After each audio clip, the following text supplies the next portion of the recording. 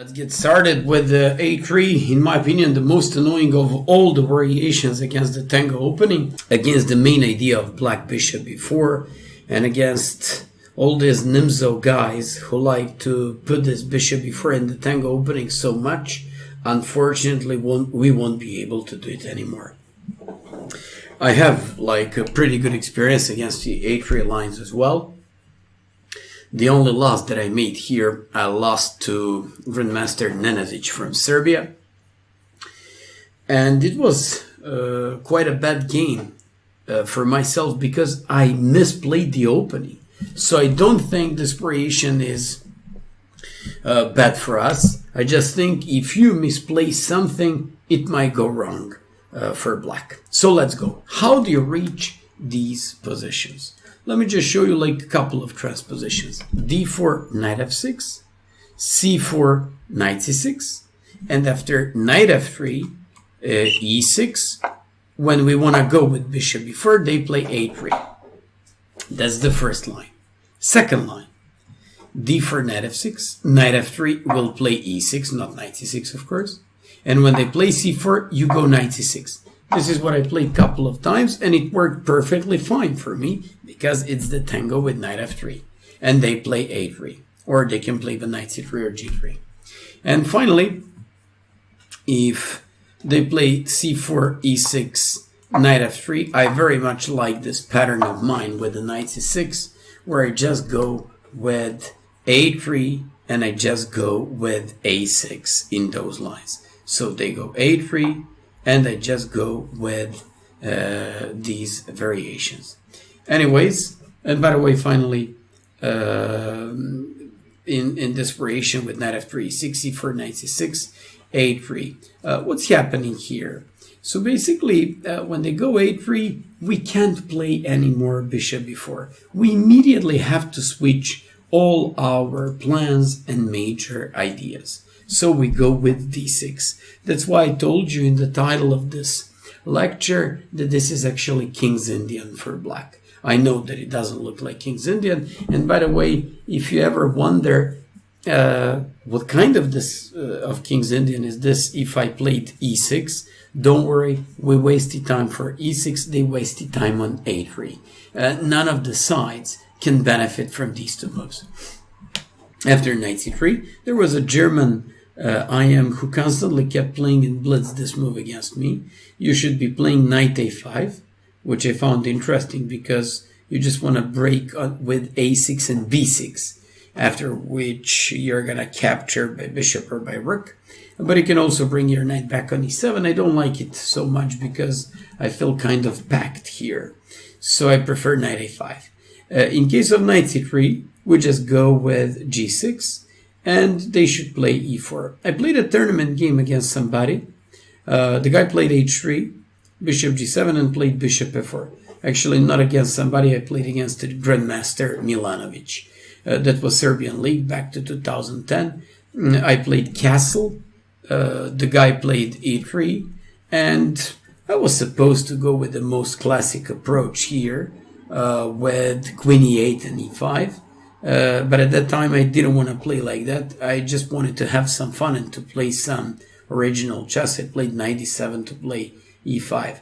The guy played like bishop e2, e5, and that's how we actually played the game. Actually, in the game was also this one could happen afterwards. I played one more game like this, and I just have to say that I was very, very happy with a game like this where I'm down a pawn, but I have knight a5, queen c8, bishop h3 ideas, and with a huge compensation for black. That's what usually happens when they play h3 followed by bishop f4, so-called London approach by white. Those who play bishop g5, like Tory attack type of position, you play bishop g7, h6 because they were threatening e5. In case of bishop h4, you just chase that bishop away and win the bishop pair. And then you take on g3, then you play queen e7, then you play bishop d7 and make long castle. Nice flexibility for black. After bishop e3, knight g4, bishop c1, we break in the center with e5. Point is, when they play d5, we're dreaming of taking advantage of the bishop on g7 in King's Indian, and also of jumping into the center of the board. h3, knight f6, don't worry, maybe we're down a pawn, but we have a huge compensation. We're threatening knight takes e4, queen takes e4, rook e8. Bishop e2 is the only move. We're threatening knight takes e4 because queen is under the attack. They play queen d3, and now you play queen e7. They have to play f3, and you play knight h5. I really have to stop here and to say that with existing threats, bishop h3 with perpetual check, knight g3 or knight f4, control of the dark squares, black certainly can be worse in this type of game. And finally, if they can play h3, if they can play bishop g5, they just have to go with d5.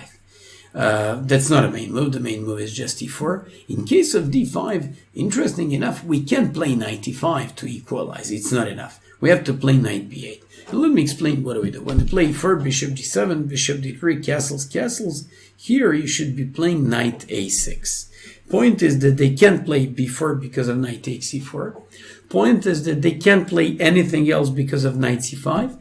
And now this e6 move turns out to be a better version of the King's Indian because the bishop on g7 remains open. So after b4, just knight e5 or knight e4. If bishop g5, knight c5, h6, once again you chase away the bishop and win it, and your bishop is open. And if bishop e3, you go knight g4. We're happy if they take on c5 because we end up with the control of the dark squares and strong bishop. Bishop d2, he takes, and rook e8. In my opinion, white looks a little bit maybe better here, but black also looks pretty fine as long as we play like a normal type of the King's Indian. And finally, if they go with e4, we just transpose into the world of King's Indian one of the main lines. We play bishop g7, and here they have like bunch of moves. They can play bishop e2, bishop e3, bishop d3, h3. I remember that I played a game, the only game that I ever lost in Tango, against bishop d3. I played castle, and for some reason, I know that in most of these lines, I should first play rook e8 and then break with e5.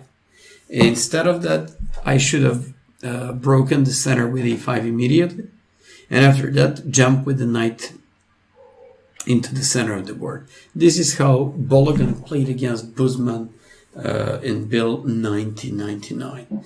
So after knight e4, when they capture knight e2, you just play rook e8, provoking f3, in which case c5 should happen. With a pawn sack, if they play d takes, knight e4. And if queen c2, a5, bishop g5, h6, c5, won the pawn, and here Bologan had a nice compensation being down a pawn. And the game was knight e2. He played knight c5,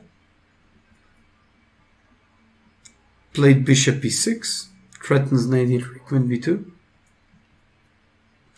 broke with f5, defended his pawn, and simply this guy couldn't hold like such a big initiative by black. Bologan played rook e8, played knight b3, and they actually agreed on a draw with this perpetual check. Actually, eventually even white was the one who was looking for a perpetual check. So the point is, if they play bishop d3, don't panic. They do not have control of d4 square. Play castles, and e5. I'll show you what happened in my game. I played rook e8, and after bishop e3, knight g4, I can play e5 and knight d4. That's my initial idea. I played knight g4, he played bishop g5, and then I realized that when I play f6, he just goes here, and then I can play e5, d5, knight d4 still, because I just have lots of problems. I played knight h7 to play type of King's Indian. He played d5. I now wasted time, unlike the King's Indian. He played c5, played knight f7, rook c1, and this guy completely killed me. And I have to say that I got so badly outplayed this game. Everything somehow went too slow for me, while my opponent was just packing me up and pretty much killing me so badly in this game. So I remember when he packed me like this, I actually told him after the game that this was one of the most hopeless game that I played, and the guy just killed me. Look at this. Look at my queen on a7, look at my rook on b8. And that's the game Nenezic against me. So after bishop d3, castles, and you should play e5. Don't forget about that. And your initial idea is to early jump on d4, which is going to be supported by knight e7 or a c5 afterwards. If they play bishop e3, this is also a game of mine against Serbian youth champion. He's an IM, Milovan Ratkovic. I remember this game. I wanted to play some offbeat variations, opted for this Tango opening, and I decided to. He played bishop e3, queen d2. I played rook e8. I was just hoping for e5. I finally did it, and he played d5. I was very happy when I found this knight e4 because it's a well-common trick. Even when the bishop is on e3 and knight on f3, e4 turns out to be weak. He took on d4, I played knight e4, took on g7, played f3, I played rook e8, and after h4, h5, I didn't allow him to attack, played this one to attack the bishop, and then played queen to e3. And I remember this game, I almost fell asleep during the game, and I just asked him, okay, I'm actually not asking, but actually I offered him a draw, and the guy was more than happy with the draw offer. But okay, let's be absolutely objective. Position is just equal. Then they can go with h3, which looks quite annoying because when you play e5, you won't have any bishop g4, if knight g4 in case they go with the bishop e3. So we go castles, and they go bishop e3. Do you know what we play? We once again played this hidden rook e8 move. And once again, we're just happy to play e5, d5, and knight d4. We already learned this plan. For example, I played against international master Stamenkovic. He played bishop e5, e5, d5, knight d4, and he can capture everything because e4 is falling as well. Once you manage to jump with your knight on d4, your game is just great. So after bishop d3, which looks fine, because he now has control of e4, and e5, d5, knight d4 doesn't work any longer. But now you play knight d7, and now you're happy to go with e5, d5, knight d7. This is game Sadler against Bologan. This guy played bishop e2, e5, d5, and now Bologan jumped with the knight on d4. I always enjoy his approach in the Tango opening, especially because he's the guy who played it more than 70 tournament games, and he's also the guy who's got like a pretty huge experience, and as probably the main guy or a guru for this opening, we should be more than happy to always analyze his games. After knight c5, he was threatening knight b3, rook d1, queen g5, cannot play castle because of bishop h3, bishop f3, f5, castles, he played f4, threatens bishop h3, now brought this knight back to d7 and goes on e5. There bishop g5, this one, played first f3, took on c8, and now his opponent, Sadler, saw that he actually had lots of problems even though he was up a pawn. And finally, instead of all these variations, they can just go with bishop e3 and bishop d3. Once again, we go with knight d7. Instead of bishop e2, like in that game, people like to play this one, but then as soon as you jump on d4, you shouldn't have any problem. Somebody asked me, what happens if they take by bishop and go after that pawn? Come on, man, don't worry. I mean, if knight b4, you can just take and take on b2, but let's imagine you can't even take. Let's say they go like this. You play c5. You got a bishop pair. You want to break with b takes e6, queen b6. You just have an open bishop on g7. You really look nice. So all things considered, I believe that they just have to go with the main move in this position, and it's normal bishop e2. People who play normal King's Indian, who play like the main line of the King's Indian against the main line against the King's Indian, they will play and go with this bishop e2. You just go castles, they go castles. If they go d5, I already told you, take and bring your knight back to b8. I found 2 games of Rosenthal, and both of these games he played like bishop e3, rook e8, knight e2, and broke with c6. He had a nice game there. And another guy played bishop g5, h6, bishop h4, rook e8, threatens g5, knight e2, c6 once again. He broke in the center like this. That's why after castle they almost exclusively go with castle. You play rook e8. Don't forget about the idea behind rook e8. I want to play e5, d5, knight d4. Once we manage to jump on d4, we've got a huge compensation, and usually we're going to bring immediately the pawn back. This guy, a couple of guys in blitz played against me e5. Looks tempting, but it's stupid. You take and play knight g4 and win the pawn. A couple of guys played h3 against me. For example, Grandmaster Sanikidze in European Blitz Championship. I played e5, and he didn't play d5 because I was happy to jump on d4, and he can't take on d4 because of queen d4, of course. But the problem was when he took on e5. I captured by pawn, and Sanikidze beat me that game with the bishop e3. He had a slight but a long-term advantage. After the game, I realized I should have taken by rook. And after f4 to play rook e8, play bishop d7, bishop c6, and played kind of Maratze type of position. Finally, in case they go with bishop g5, we just go h6, g5, knight h5, you win this one and you win control of the dark squares, which can be bad for us. Actually, it can only be better with the bishop pair and with an open bishop on g7. Finally, if they play d5, you always go back on any early d5 attempt. You go back to b8, and now you just want to take. They have to take by e-pawn. You play bishop g4, and you develop your knight to d7. It's a normal development. You just carry on exchanging pieces. And this is game between Morovic and Yermolinsky, played many years ago. All things considered, this really look good for black. I like the bishop on g7. Okay, they do have a bishop pair, but nothing special. And finally, if in this situation they play normally bishop e3, I'll show you what did I do in like a couple of games.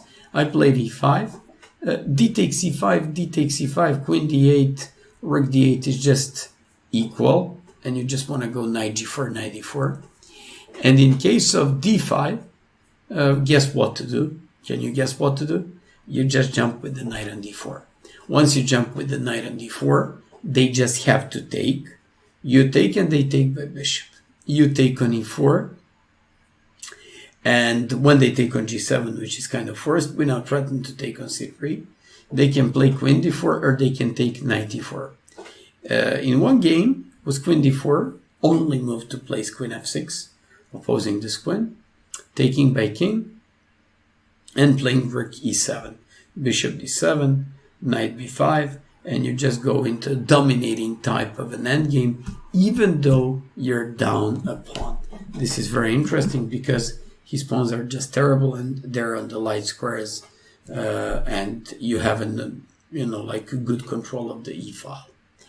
So after knight e4, e takes, bishop takes, knight e4, bishop g7, king g7, and knight e4, rook e4.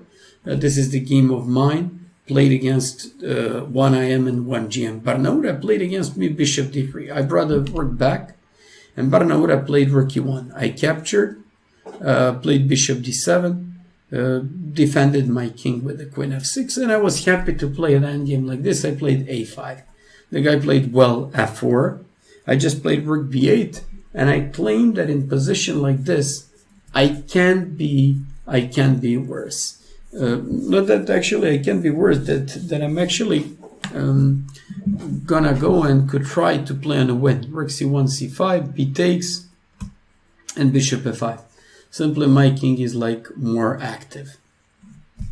That's what Barnaura did against me, who would say that in this seemingly boring position, we can even end up with a little bit better chances. And finally, Stamenkovic against me played queen c2. I played rook e8 and played rook a2 e1. I played queen f6, and after bishop d3, played bishop to d7.